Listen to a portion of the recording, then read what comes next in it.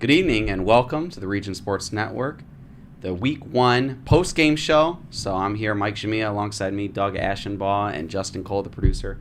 Doug, how you doing? I'm doing all right. We had some exciting football out there. It was good to get football back. Obviously, it's nice. And, man, we had some teams obviously surprise us. I think we got some teams that are going to be up on the rise that, had a past couple years, some rough stretch, and they're looking good this week. Yeah, no, we definitely had some teams that surprised us. Like you mentioned, we had its fair share of blowouts, right? Yeah. It's week 1, and then, you see that throughout the season. But we had a couple close games in this one, too. So Sure did. We got them all. We're going to go over every game that we have for you tonight, and we're going to start with the number 2 Maryville Pirates. They defeated the number 7 Andrean 59ers 27-0. They did. And again, we talked about at the halftime and pregame, just that offense over there at Maryville Pirates. They never rebuild, and I've been saying it all night. They really reload over there, just over-the-top kind of plays, big plays, getting them in scoring position, finishing those drives. I mean, it was a very big night for that offense, but it was also a very big night for that defense. I mean, you could post a goose egg. It's tough to get a goose egg. And we have a couple that we're going to go over, but it is very tough. So you want to talk about the defense, especially the number 7 59ers, right? They always have a very good offense. They can read defenses very well. That passing game that they have, very, very stout defense tonight for Maryville Pirates, but they also added that high explosive offense that we're very, very accustomed to with the Maryville Pirates. Absolutely. So they pitch a shutout. Week 1, Maryville, they win 27-0 over the Andrean 59ers. Our next game, South Bend Riley, they blank the Knowles, Bishop Knoll Warriors, that is, 35-0. Yeah, it was. And, they traveled down there. Obviously, Bishop Knoll's trying to look on that rebound from last year, struggling season. Again, first week, there's going to be a lot of adjustments. There may be some positional changes, too, as well. You're kind of finding your groove. But nonetheless, it's a a long trip down there, too, a long trip back. They got some film they're going to break down tomorrow, and they'll be back after it next week. And the South Central Satellites, they win big 48-16 over the Bowman Eagles. And then we got ourselves the first close one in our post-game show, and that was the Hammond Central Wolves beating the South Bend Washington Panthers on the road 28-24. Yeah, it was a great game. Obviously, late in the fourth quarter, too, as well. Hammond Central was down 22-24. And it was a big come behind, towards the end of that fourth quarter. Hammond Central Wolves come out on top. I mean, that's a very, very big drive, especially for first year, Adam Hudick and his team. That's a great confidence booster. Obviously for your, head coach, getting your first win, first week, traveling to South Bend, like a lot of things were against them almost at that point. But they came out strong. We talked about that offense and when that offense would show up, and they showed up at the right time, getting that last drive in the fourth quarter, coming out on top. But, congratulations to as well, Coach Adam Hudick, on your first win over there at Hammond Central Wolves. Yeah, congratulations, Coach Hudak. And the Griffith Panthers, they put a beating on the Highland Trojans 56-0. Yeah, and this was that one team I talked about. I think of all teams before, I said they were slightly underrated, I think. Yeah. Not many people are talking about them. They've had some down years. But Phil Mason's got them going. And again, a goose egg on the defensive side. And your offense scored, 35 points in the first half. It was 35-0 going into halftime. The short passing game looked remarkable. The play action looked remarkable because they have a good run game, too, as well. A lot of athletes out there making a lot of plays.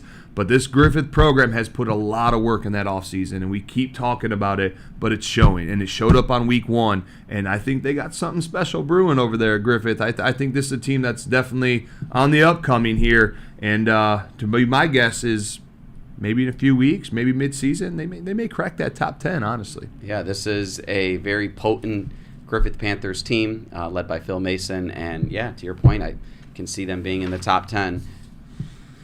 A top 10 team that lost tonight, the Hobart Brickies came in at number 8 in the RSN top 10, and they lost on the road to the Chesterton Trojans 27-9.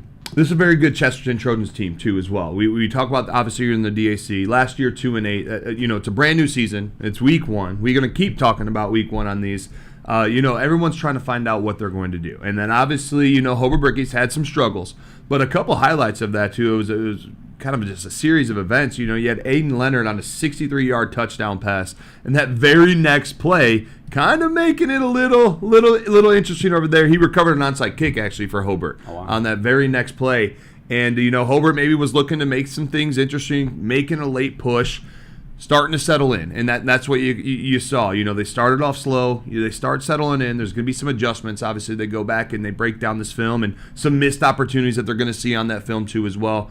Just this week one loss is not going to define that Hobart Brickies team. I can assure you that. They're going to come back strong in second week too as well. But big shout out to Chesterton, and their run game looked very well. They looked very powerful. They broke off some very big runs in this game, set them up in some good scoring drives, down in the red zone even, and they finished. And that's what you're looking for in your offense. If you get down in that position, you want to finish, and you want your defense to go back out there and obviously get you the ball back. But Chesterton played really well on both sides of the ball tonight. So Chesterton, they defeat a top 10 team in the Hobart Brickies 27-9, and another top 10 team also fell in week 1. The John Glenn Falcons, they defeat the Boone Grove Wolves 27-17. This is a good John Glenn football team too as well.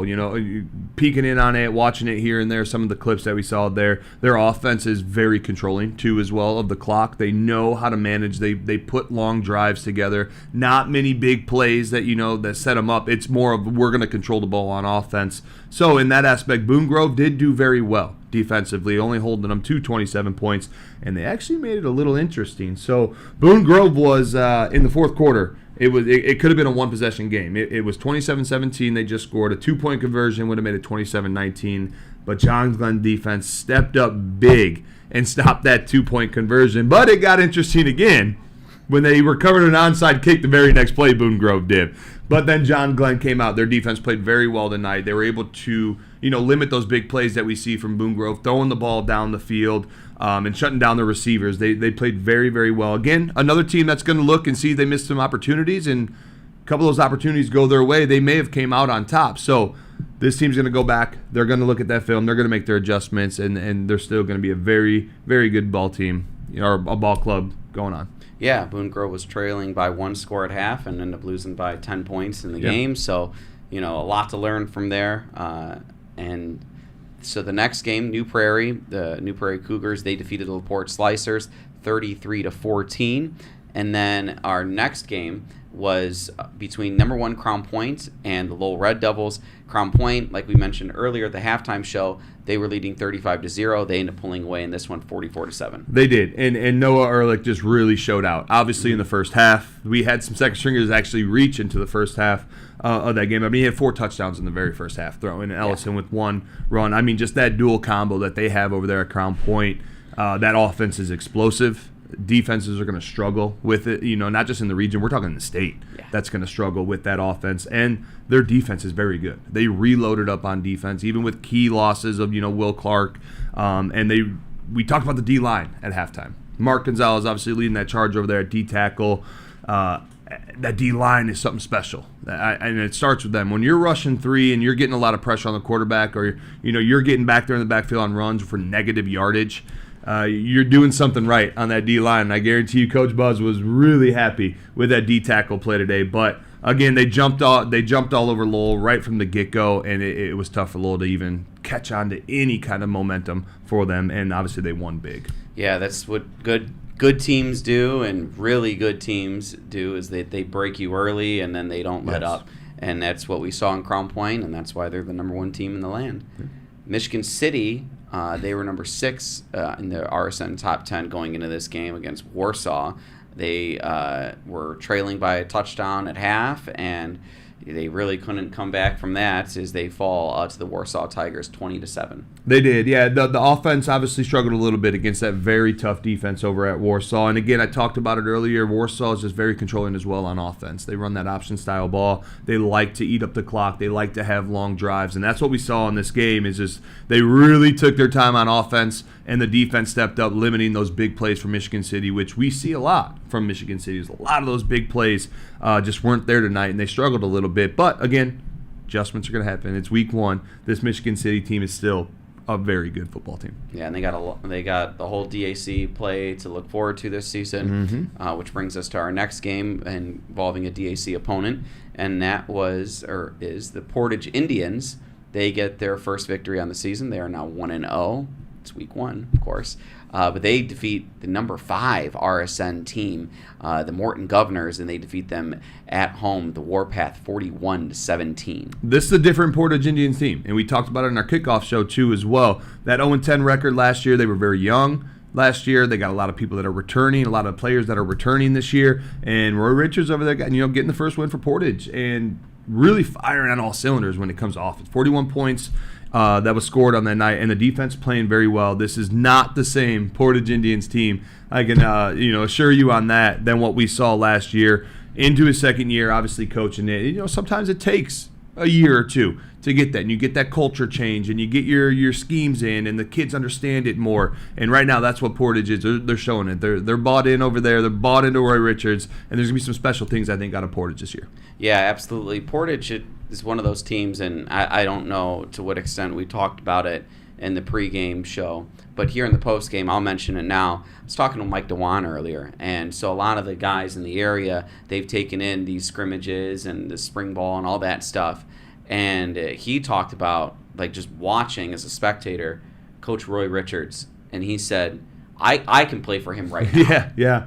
And he has that effect on the student body, and he has that effect on the players of his team, and they came out and they played hard, and that's all despite the fact that last year they didn't win a game. Yeah. But it's the idea that you're building something, right? And so, perhaps in this year too, like what Mike DeWan was saying and a few other people are talking about, Portage can maybe be one of those teams that can kind of untap something, right, and to unlock something there, because it is a hotbed for talent in Portage. It's something that's always been known, but it's a matter of if Roy Richards can tap into it. And it seems like, with his past at Morton as the head coach there and the creativity that he showed in offense, it's going to be interesting to see what he does at Portage and how he can perhaps build off of this and continue this. Yeah, he does, and I can attest to that. In my playing days, I played against Roy at Morton, and those games were some of the most intense games we had. Morton versus Griffith. He's a very intense coach. He's a very player coach. He knows how to get his team up for big games. He knows how to keep them at that same level for those games that it's not as big. Not everybody talks about. It's every game. When Roy Richards and his team are in, because it's very intense, and man, his players love him. They will go through a brick wall for him, and I could totally attest to those. He's a great guy. I've known him for years, and I'm excited to see what this year brings for him. Coach Richards leaves his first winning mark on the Portage Indians football program, and on to an Indian of a different color, the Lake Central Indians. They defeat the Munster Mustangs 38-0. So they were leading at 17-0 at half. They continue for the next 2 quarters doing their thing, and they come away victorious 38-0 over Munster. The Whiting Oilers won big over North Newton. They won 63-0. So Whiting, they get a no-doubter victory. And week 1, the Calumet Warriors, they beat Osceola Grace 36-13. And the Kankakee Valley Cougars also pitch a shutout, and this one is they win 23-0. Yeah, it's a good team too as well, the Kankakee Valley Cougars, and I picked them in the pregame show too as well. Rensselaer Central, very good program, consistently very, very well. A lot of wins per season, but this Kankakee Valley Cougars, they've been up on the uprise for the past couple years, starting with those younger guys, the sophomore class, now that are seniors, a good junior class that's there too as well. They run the ball extremely, extremely well, and they play defense very well, obviously. I don't know the last time I've seen Rensselaer Central get shut out before, but that is a very, very good week 1 post right there for Kankakee Valley getting a goose egg on the night. But again, this is an NCC team. I think that's going to be trouble for the NCC. I think they could be at the top. I think they can make a run for that title that is there. And they continue to keep that ground game going and controlling the clock. I think they could be up at top. They're a very good team. So the Kankakee Valley Cougars, that's 23-0 as they beat the Rensselaer Central Bombers. River Forest, the Ingots, they come away victorious 35-0 over East Chicago Central. South Newton, the Rebels, they go on the road and they defeat the Lake Station Eagles 20-14 in a very close game, obviously, but unfortunately, Lake Central falls short. Onto the most high-scoring game of the evening and one of the most highly anticipated matchups each season, especially this time of year, Week 1, the Valparaiso Vikings and the Penn Kingsmen. Valparaiso fell 49-42 to Penn. Talk to us about this game. We talked about it. We had pregame, halftime. I think we circled it, like I said, when the season ended.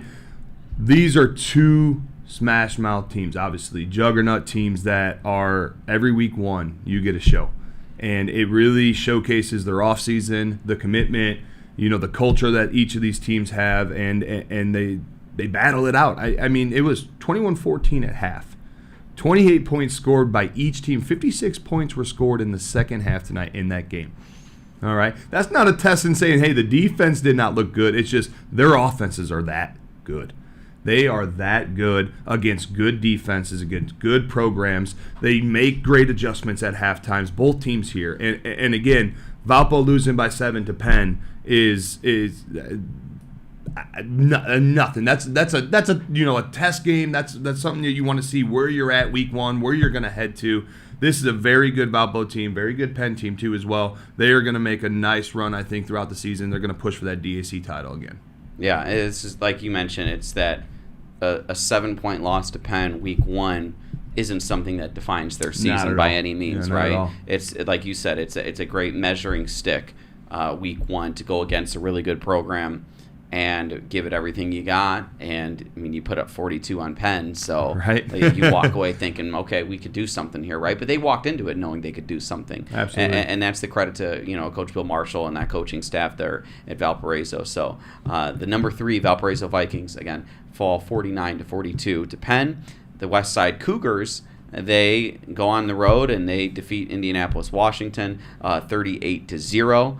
We had mentioned that one in our halftime show. That game was the first game to go final, so we provided some insight into that and the explosiveness that we've seen from Westside. Yeah, that's it. I mean, the offense is very good. They can make big plays. They make them quickly, too, as well. And, again, we talk about goose eggs. When your defense can post out a goose egg and your offense can produce, and you can continue to build off of that kind of momentum. Again, Westside was ranked a few years ago. They had some younger guys that were on that team, and now they're the leaders. They're the seniors. They're the juniors on this team, so they know what it was like to be ranked at one time, and they want to get back to where it's at. And this week 1 said, hey, we're here. We want to get up in that too. We want to compete. We can compete, and we can play with anybody.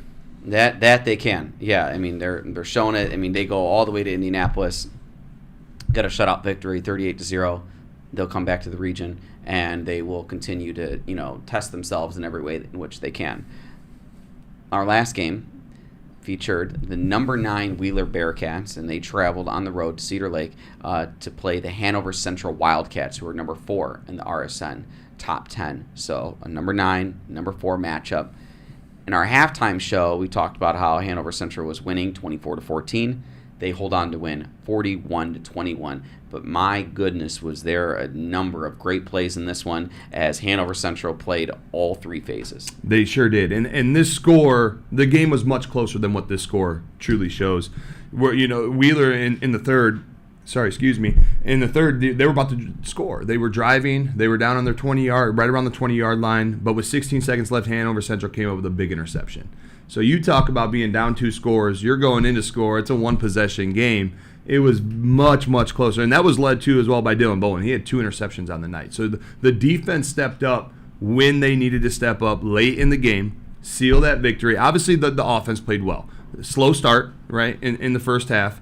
First quarter. Then in the first half, you started seeing some the offense pick up in the second quarter, and then they kind of, were like, hey, we made some adjustments. We know what we can do here. We know what our offense is capable of. Ultimately finishing with 41, but I could tell you that Wheeler Bearcat team is a very good team too as well. That 20-point loss was nothing how close this game truly was. Their run game looked well. They were able to get some mid-passing down the field, stretch out some drives, get some first downs, control the clock, keep that ball out of Hanover Central's offense too as well. But ultimately, that Hanover Central defense stepped up when they needed to. Leaded, like I said, by Dylan Bowen with 2 interceptions, and that big interception with 16 seconds left in the third kind of really flipped that momentum to kind of seal the deal for Hanover. So Hanover, like you said, sealed the deal. on that one. I'll run through you the final scores, and then we'll, get to our credits and all that stuff, right? But, here we are, the Centier Bank Studios here at the Region Sports Network, the only game in town. So, again, to read it off to you, the number 2 Maryville Pirates, they defeat the number 7 Andrean 59ers 27-0. Bishop Knoll Warriors, they fall 35-0 to the South Bend Riley Wildcats. South Central Satellites, they win week 1 48-16 over the Bowman Eagles. Hammond Central, the Wolves, they pick up a 4-point victory against the South Bend Washington Panthers 28-24. The Griffith Panthers, big win 56-0 over their rival the Highland Trojans. The Chesterton Trojans, they win 27-9 over the number 8 Hobart Brickies. The Boone Grove Wolves fall to the John Glenn Falcons 27-17. The New Prairie Cougars defeat the LaPorte Slicers 33-14. The number 1 team in all of the land, the Crown Point Bulldogs, come away victorious 44-7 over the Lowell Red Devils. The Michigan City Wolves, number 6 in the RSN top 10, fall week 1 to the Warsaw Tigers 20-7. The Portage Indians and Roy Richards get their first win of the season. Roy Richards' first win for the Portage program as head coach, 41-17 over the number 5 Morton Governors. Lake Central Indians win 38-0 over Munster. Whiting Oilers win 63-0 over the North Newton Spartans. Calumet Warriors get a 36-13 victory over Osceola Grace. Kankakee Valley Cougars, that's Cougars with a K, they win 23-0 over the Rensselaer Central Bombers. The River Forest Ingots win 35-0 over the East Chicago Central Cardinals. The Lake Station Eagles fall to the South Newton Rebels 20-14. The Penn Kingsmen defend their home turf and they beat the Valparaiso Vikings 49-42. The Westside Cougars win 38-0 against Indianapolis Washington. And Hanover Central defeats the Wheeler Bearcats 41-21.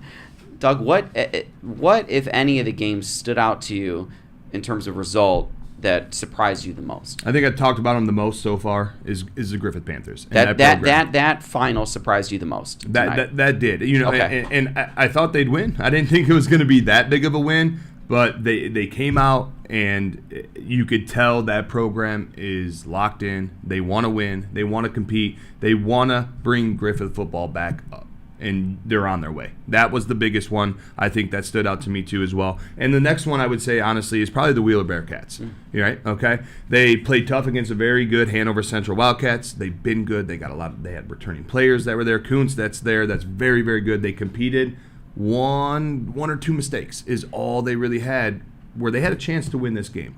And I think both the Griffith Panthers are going to make some noise, and I think Wheeler this year is also going to make some noise. There's going to be some good games with those two teams, and they're the two that I really kind of kept my eye on all night, and they really showed up. Even though one lost and one won big, those programs are up on the uprise. And to Wheeler's credit, they lost to the number 4 RSN team, the Hanover Central Wildcats, who they have been playing excellent ball for a couple years now. Yes, absolutely. So they really got things going there with their program. And I think we got things going here, too, at the Region Sports Network. We have a great cast.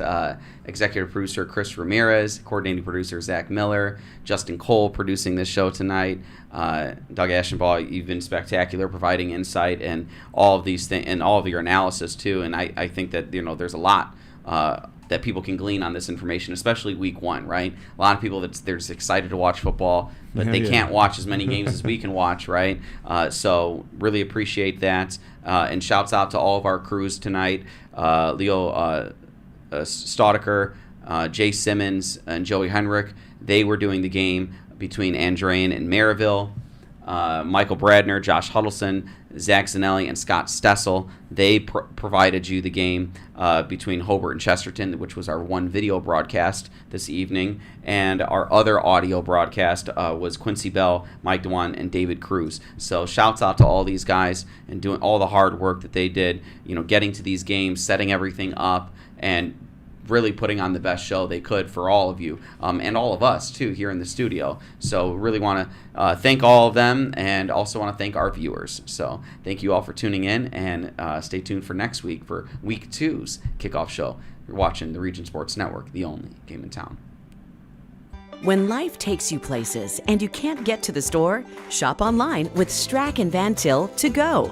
Our to-go service is easy to use, and it can save you time and money. Once your order is in, our own Strack and Van Til team preps your order with care. For delivery or pickup, enjoy the convenience of letting our to-go team shop for you. Enjoy your special moments. Sign up online today at shop.strackandvantil.com. We love home internet from T-Mobile. Oh, now Mesh boosts Wi-Fi all over your home. Take a class in your attic, that dead spot is gone. Stream ballet in your man cave, learn to paint on your lawn. He's glorious. And now on the road, you can take T-Mobile Wi-Fi with you. Hey, stay connected and watch what you'll do. Hi, I'm Crowd Company's Lantern. And now I've returned to rescue you from high prices. Whether you have a perfect driving record or a not-so-perfect record. Follow me to the Crowd Agency for immediate and affordable coverage. I'm your insurance superhero. Crowd Company's insurance professionals. Highland, Merrillville, and Michigan City. Thinking about what to do after high school? Consider a career with Boilermakers Local 374. As a Boilermaker apprentice, you'll earn while you learn. We offer excellent wages and benefits, and as part of our no-cost hands-on apprenticeship program, you'll learn from the best in state-of-the-art training centers and on the job. Become a union Boilermaker and get on your way to a great career. Find out more, visit www.local374.org or call 219-845-1000. Can't wait for summer, but dreading the heat because your old AC let you down? Don't sweat it out this summer. Call Economy Electric Heating and Cooling. The professionals there can fix you up. Install a central air unit that'll last for years. Your family deserves to stay comfortable. And with a 24/7 emergency service, comfort is just a phone call away. Give them a call at 219-923-4441 or check them out on the web at 4ajobdoneright.com. Save for a healthy tomorrow with an HSA checking account from Tech Credit Union. It's a tax-advantaged way to save and pay for healthcare expenses. You'll enjoy no setup fee, no annual fee, and easy access to funds. Plus, you'll earn a better-than-competitive dividend rate, currently at 2.27% APY. Visit techcu.org, contact any branch, or call 800-276-8324 to learn more. Tech Credit Union is federally insured by the NCUA. Rates may change without notice. Quintel Incorporated is a family-owned and operated company located in Northwest Indiana that specializes in the reconditioning, repair, and remanufacturing of heat exchangers. Since 1994, Quintel has been handling jobs of all sizes throughout the country. Equipped with the most modern technology and advanced tools, Quintel provides top-notch service. When you trust Quintel for all your needs, you'll get peace of mind and a finished job that exceeds your expectations. For more info about Quintel and the services they provide, visit quintel-inc.com. If you work with industrial, pneumatics, or hydraulics, and you're in need of maintenance or repair, you need the right connection. For over 20 years, Hose Connections in Hammond has been the premier leader in the hydraulics industry. Hose Connections is a one-stop shop for sales and service of pneumatics and hydraulics. Hose Connections continues to grow their network of industry contacts, which allows them to meet even your toughest expectations. To learn more, visit hoseconnectionsinc.com. Hose Connections in Hammond. Proven under pressure.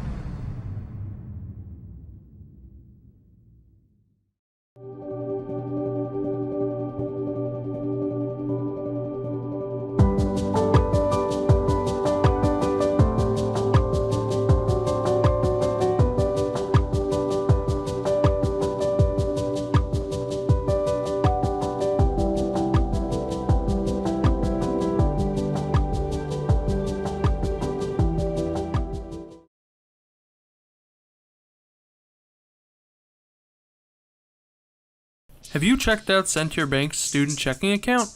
This no-fee checking account is perfect for students and teens ages 14 to 24 and comes with all the features you need to succeed, such as a debit card, digital banking, and automatic deposit. Send to Your Bank can help you start establishing good spending habits today for your better tomorrow. For more information, visit Centier.com/student-checking or visit your local branch. If you are under the age of 18, your parent or guardian must also sign on the Centier student checking account. At the age of 25, your account will automatically convert to the Centier checking account. You must deposit $25 to open this account. This account is not eligible for overdraft advantage. Member FDIC.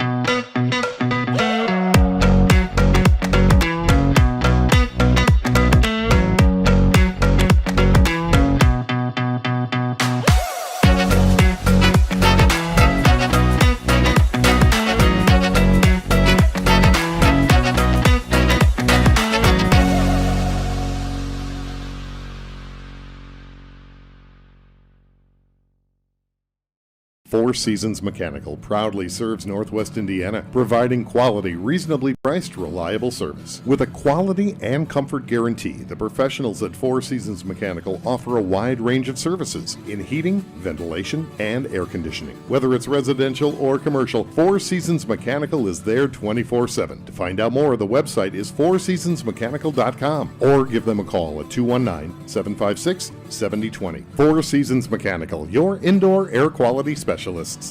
Earn while you learn from the best hands in the business. The Bricklayers Allied Craftworkers for Indiana Kentucky Apprenticeship. That's right, this is a paid apprenticeship. I'm getting an education while learning a trade and getting paid for it.